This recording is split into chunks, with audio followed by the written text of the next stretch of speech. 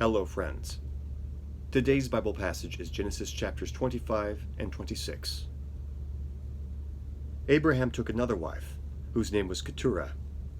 She bore him Zimran, Jokshan, Medan, Midian, Ishbak, and Shua. Jokshan was the father of Sheba and Dedan. The descendants of Dedan were the Ashurites, the Letushites, and the Laamites. The sons of Midian were Ephah, Ephir, Hanok, Abida, and Eldaah. All these were descendants of Keturah. Abraham left everything he owned to Isaac, but while he was still living, he gave gifts to the sons of his concubines and sent them away from his son Isaac to the land of the east. Altogether, Abraham lived 175 years. Then Abraham breathed his last and died at a good old age, an old man and full of years, and he was gathered to his people. His sons Isaac and Ishmael buried him in the cave of Machpelah near Mamre, in the field of Ephron, son of Zohar the Hittite, the field Abraham had bought from the Hittites. There Abraham was buried with his wife Sarah. After Abraham's death, God blessed his son Isaac, who then lived near Beer Lahai Roi. This is the account of Abraham's son Ishmael, whom Sarah's maidservant Hagar the Egyptian bore to Abraham. These are the names of the sons of Ishmael, listed in the order of their birth: Nebaioth, the firstborn of Ishmael, Kedar, Adbaal, Mibsam, Mishma, Duma, Massa, Hadad, Tema, Jetur, Naphish, and Kedemah. These were the sons of Ishmael, and these are the names of the 12 tribal rulers according to their settlements and camps. Altogether, Ishmael lived 137 years. He breathed his last and died, and he was gathered to his people. His descendants settled in the area from Havilah to Shur, near the border of Egypt, as you go toward Ashur. And they lived in hostility toward all their brothers. This is the account of Abraham's son Isaac. Abraham became the father of Isaac, and Isaac was 40 years old when he married Rebekah, daughter of Bethuel the Aramean, from Padan Aram, and sister of Laban the Aramean. Isaac prayed to the Lord on behalf of his wife, because she was barren. The Lord answered his prayer, and his wife Rebekah became pregnant. The babies jostled each other within her, and she said, "Why is this happening to me?" So she went to inquire of the Lord. The Lord said to her, "2 nations are in your womb, and 2 peoples from within you will be separated. One people will be stronger than the other, and the older will serve the younger." When the time came for her to give birth, there were twin boys in her womb. The first to come out was red, and his whole body was like a hairy garment, so they named him Esau, meaning red. After this, his brother came out, with his hand grasping Esau's heel, so he was named Jacob. Isaac was 60 years old when Rebekah gave birth to them. The boys grew up, and Esau became a skillful hunter, a man of the open country, while Jacob was a quiet man, staying among the tents. Isaac, who had a taste for wild game, loved Esau, but Rebekah loved Jacob. Once when Jacob was cooking some stew, Esau came in from the open country, famished. He said to Jacob, "Quick, let me have some of that red stew. I'm famished." That is why he was also called Edom. Jacob replied, "First sell me your birthright." "Look, I'm about to die," Esau said. "What good is the birthright to me?" But Jacob said, "Swear to me first." So he swore an oath to him, selling his birthright to Jacob. Then Jacob gave Esau some bread and some lentil stew. He ate and drank, and then got up and left. So Esau despised his birthright. Now there was a famine in the land, besides the earlier famine of Abraham's time. And Isaac went to Abimelech, king of the Philistines in Gerar. The Lord appeared to Isaac and said, "Do not go down to Egypt. Live in the land where I tell you to live. Stay in this land for a while, and I will be with you, and will bless you.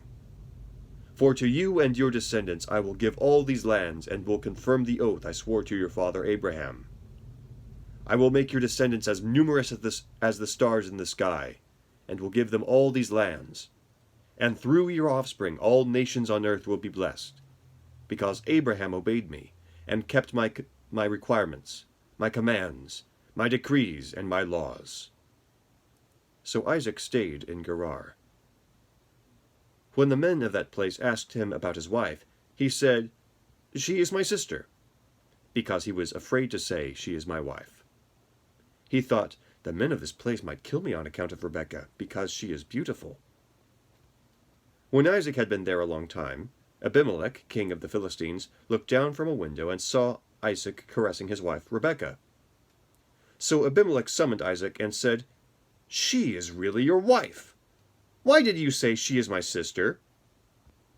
Isaac answered him, "Because I thought I might lose my life on account of her." Then Abimelech said, "What is this you have done to us? One of the men might well have slept with your wife, and you would have brought guilt upon us." So Abimelech gave orders to all the people, "Anyone who molests this man or his wife shall surely be put to death." Isaac planted crops in that land, and the same year reaped 100-fold, because the Lord blessed him. The man became rich, and his wealth continued to grow until he became very wealthy. He had so many flocks and herds and servants that the Philistines envied him. So all the wells that his father's servants had dug in the time of his father Abraham, the Philistines stopped up, filling them with earth. Then Abimelech said to Isaac, "Move away from us. You have become too powerful for us." So Isaac moved away from there, and encamped in the valley of Gerar, and settled there. Isaac reopened the wells that had been dug in the time of his father Abraham, in which the Philistines had stopped up after Abraham died, and he gave them the same names his father had given them. Isaac's servants dug in the valley, and discovered a well of fresh water there. But the herdsmen of Gerar quarreled with Isaac's herdsmen, and said, "The water is ours." So he named the well Esek, because they disputed with him. Then they dug another well, but they quarreled over that one also, so he named it Sitnah. He moved on from there and dug another well, and no one quarreled over it, so he named it Rehoboth, saying, "Now the Lord has given us room, and we will flourish in the land." From there he went up to Beersheba. That night the Lord appeared to him and said, "I am the God of your father Abraham. Do not be afraid, for I am with you. I will bless you, and will increase the number of your descendants for the sake of my servant Abraham." Isaac built an altar there and called on the name of the Lord. There he pitched his tent, and there his servants dug a well. Meanwhile, Abimelech had come to him from Gerar, with Ahuzah his personal adviser, and Phicol, the commander of his forces. Isaac asked them, "Why have you come to me, since you were hostile to me and sent me away?"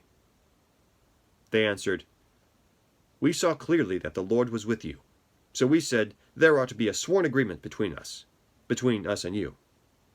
Let us make a treaty with you, that you will do us no harm, just as we did not molest you, but always treated you well, and sent you away in peace.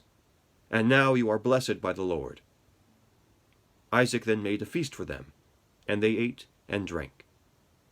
Early the next morning the men swore an oath to each other. Then Isaac sent them on their way, and they left him in peace. That day Isaac's servants came and told him about the well they had dug. They said, "We found water." He called it Sheba, and to this day the name of the town has been Beersheba. When Esau was 40 years old, he married Judith, daughter of Beri the Hittite, and also Basemath, daughter of Elon the Hittite. They were a source of grief to Isaac and Rebekah. The word of the Lord. Thanks be to God. Have a great day.